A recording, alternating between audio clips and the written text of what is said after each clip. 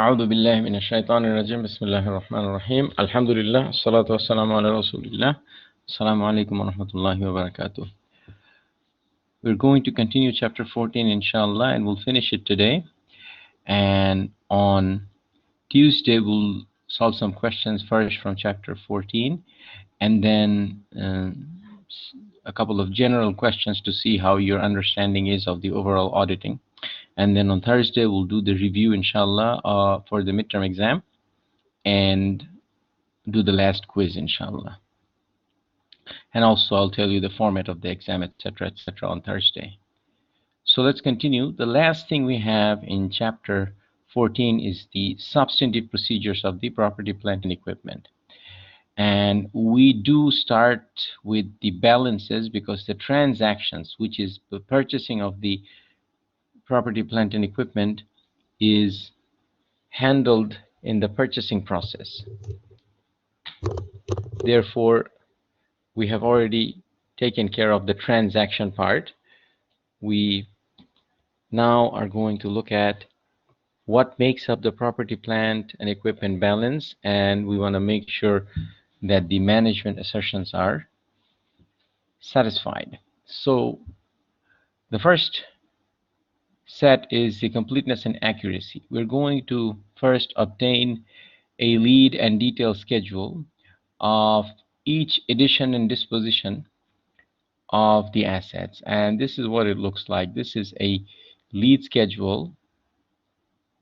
You can zoom in and you can see that land is listed. There is beginning balance, nothing was added, nothing was deleted, and here is the ending balance, and there is no depreciation for land. So this is what a lead schedule looks like.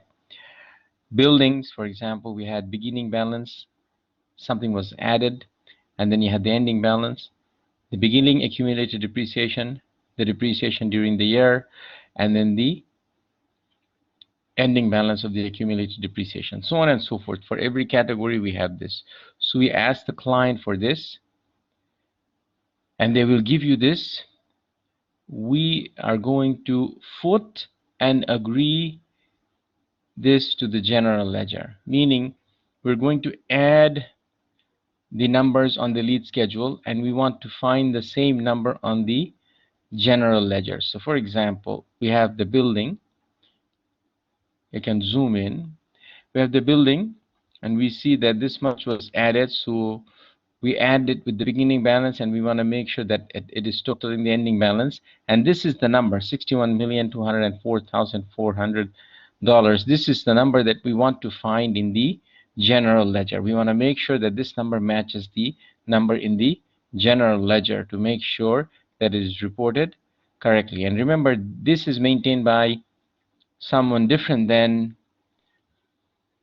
the person or the group who's responsible for the general ledger. So if one of these parties made a mistake, the other one should catch it. And we are matching the two, so they should match. We trace a sample of assets to property, plant, and equipment subsidiary ledger. Property, plant, and equipment subsidiary ledgers are T accounts for individual assets and their related depreciation. So for example, if you have 5 buildings, each one should have a T account, and we want to make sure that those T accounts add up to the total balance in the lead schedule and the general ledger. So we want to make sure that they match. Now, for big items, for example, if they have 5 buildings or 10 buildings, we can look at all of them. But if they have, let's say, 700 equipments and each one has a T account, well, we cannot look at every single one of them to test accuracy. So we will sample, right? So if we have few big accounts, we can look at all of them. If we have a lot of small accounts, we take a sample. You remember this from your first week or two in the semester. Remember back in January when you were still young? Yeah. So that the big items are all audited and the small items are sampled. You're still young. I'm talking about myself, and I'm talking about not January of this year, but January of 2000 11. Anyhow, so you understand, you get the idea. The cutoff is tested in the purchasing process, where, when we test the accounts payable and the accrued expenses, we sample invoices from December to make sure that they are recorded in December, and we sample invoices from January to make sure that they're recorded in January. And it's not necessarily the invoices themselves, but the receiving report. So whenever the item is received, whenever the item is put into service, that's where it should be recorded. So we want to check near the end of the year and the beginning of the following year to make sure that the items are classified in the right category. Are you following?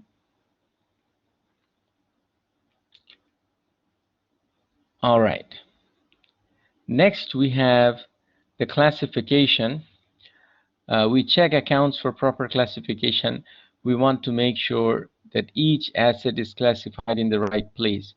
Remember, the property, plant, and equipment, there are varying types of assets. Land, which does not have any depreciation. Building, which has a long useful life, 20, 30, 40 years, depending on the category and the accounting method used. Equipment that has a shorter life, maybe 10 years. Computer equipment, even shorter life. So we want to make sure that the items are recorded in the right category. Also, we want to make sure that the repairs and maintenance are recorded in the right place.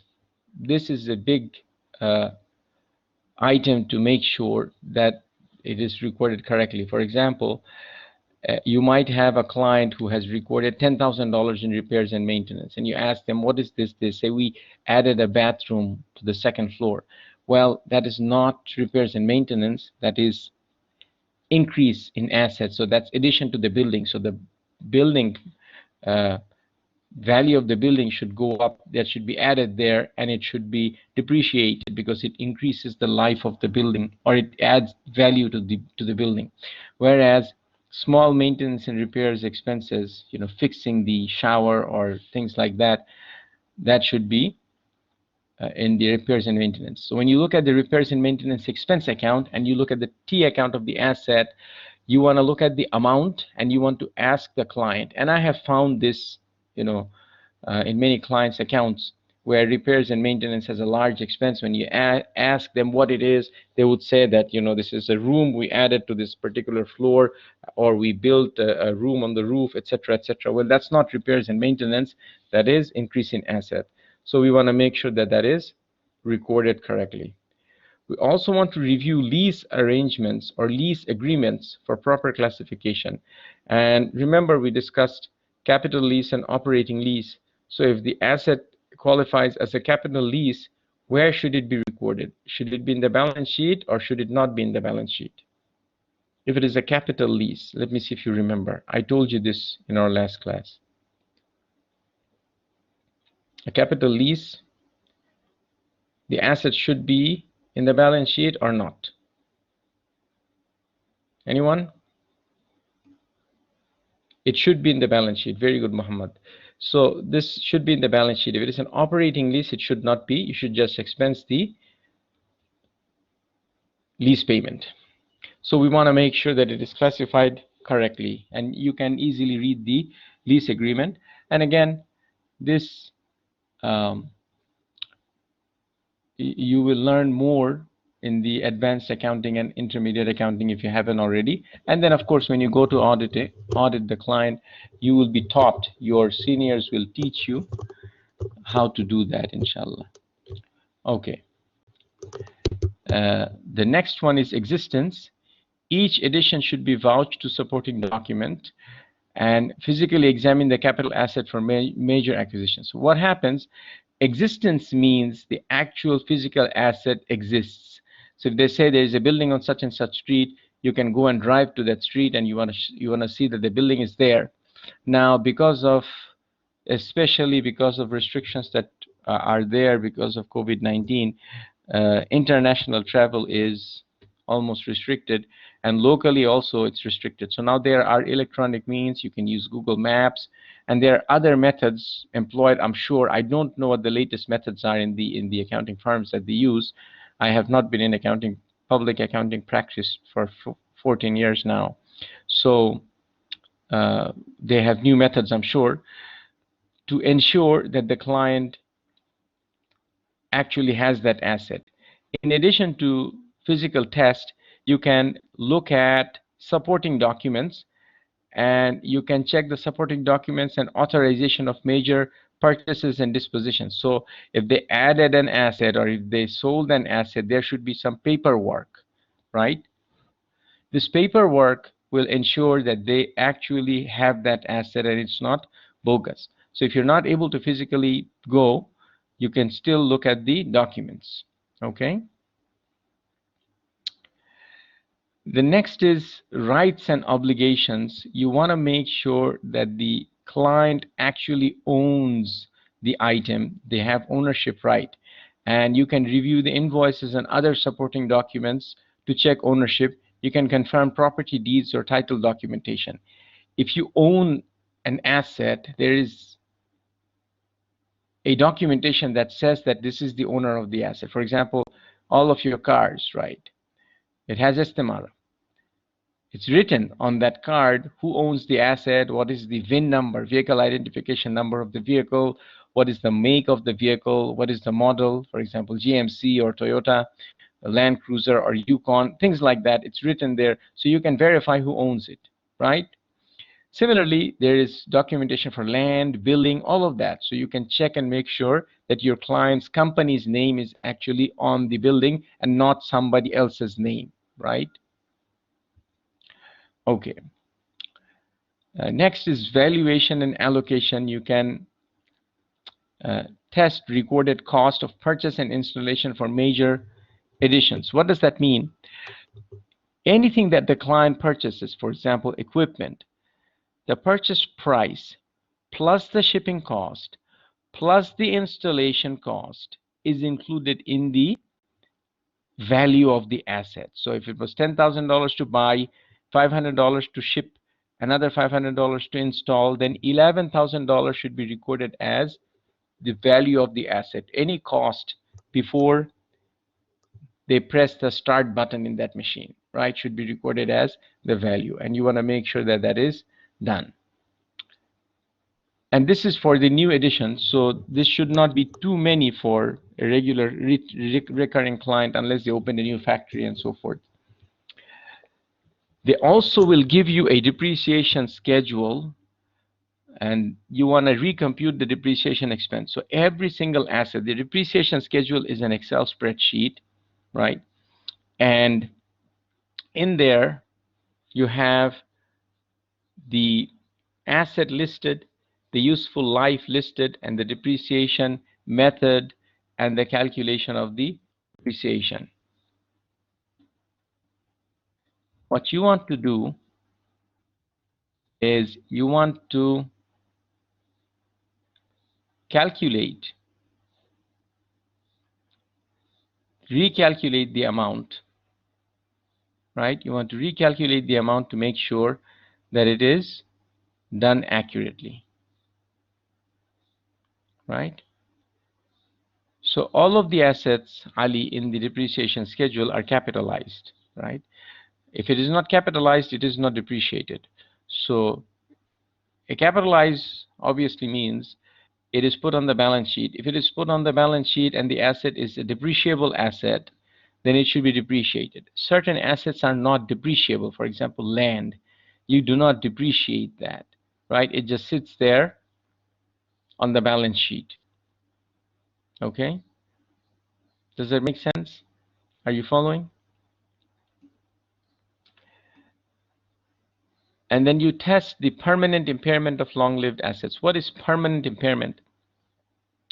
You might have an asset that is no longer useful. It has lost all value. So it may be a building that is abandoned and nobody is using that building. There's no one in that building. It is abandoned. It is left. It's falling down. Windows are falling down. Roof is falling down. So this is a permanently impaired asset. It has no value. Nobody will buy it. Nobody will take it for free. It's just a useless property. So it could be sold, but it's still permanently impaired.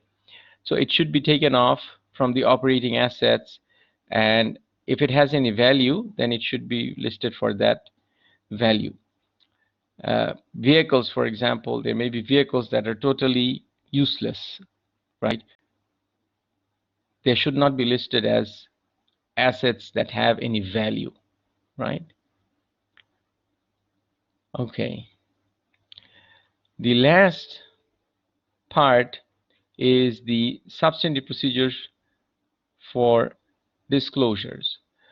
We want to make sure that the classes of capital assets and their valuation basis and the depreciation methods and useful lives are disclosed.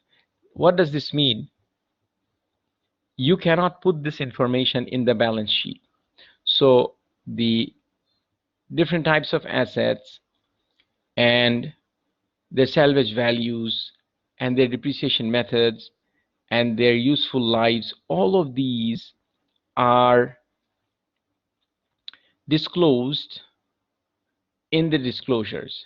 And you want to make sure that those things are there, those things are present. Okay.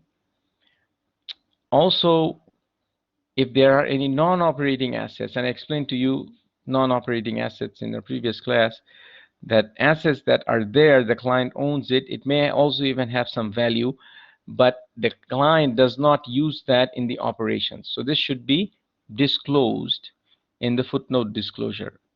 Okay. Number 4, construction or purchase commitments. If the client has made arrangements to construct or buy an asset, this is obviously has not been done. This hasn't been done. It will happen in the near future.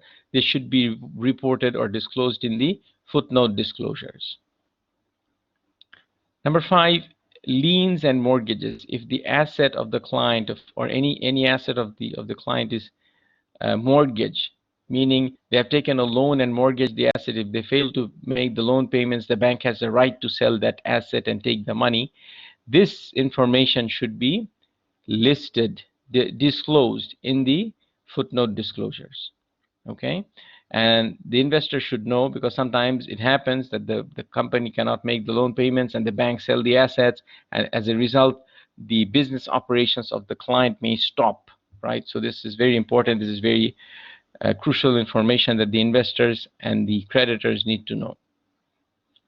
Number 6, acquisition or disposal of major operating facilities. So if they plan to get a new factory or close an old factory, etc., in the future, it should be disclosed. This is something that is not reported in the balance sheet because it hasn't happened yet. But if they did plan to do something like that, then this should be disclosed in the footnote disclosure. And number 7, capitalized and other lease arrangements. If they have lease agreements, either a capital lease or operating lease on certain assets, then the details of it, as much as is needed, should be disclosed in the footnote disclosures. All right. So this is bringing us to the end of the last chapter we're going to study. There is no more new material after today. The quiz on Thursday would include chapters 14 and 16, and you should be an expert in chapter 16 by now because you have done the simulation as well. So we will do review some questions on Tuesday, and the quiz is on Thursday. There's a question from Muhammad Nasser. It says, acquiring or disposal of major operating facilities. So let's say you have 2 factories. One is making phones, the other one is making tablets, and you want to close one of them, or you want to open another one that will make laptop computers in the near future. This is something that you need to put in the footnote disclosures. You want to disclose that, right? So that your investors or your customers or your creditors or the government would know about this information. Okay. All right. Good question. Other questions? Okay.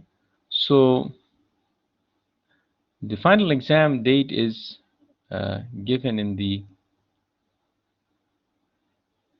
website of the university. You did not get it? Anyone here know when the final exam is? 25th. Very good. What time? What time on 25th? Anyone know? It's 8 a.m. on 25th, and I'm going to tell you this again when we review for the exam on Thursday.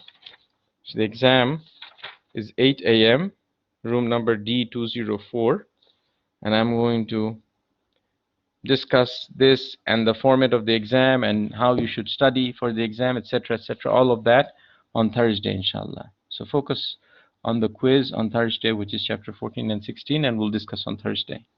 All right? Other questions?